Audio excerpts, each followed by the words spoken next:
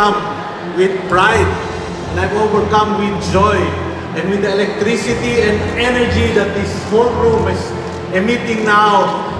I'm really sure that the Filipino spirit, the Filipino community is alive and well. And with that, with all that pride and joy, I greet you all. Masaya at makapuluhang kasarinlan, 120 taon, anibersaryo ng ating kasarinlan. Mabuhay po tayo. We are blessed to have with us today the Minister of Tolerance and Coexistence, His Excellency Sheikh Nahyan bin Mubarak Al Nahyan.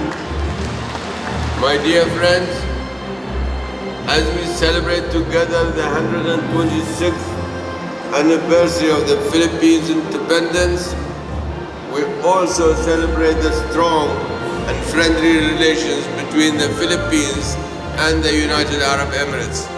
This is a truly joyful celebration, and I thank you for letting me part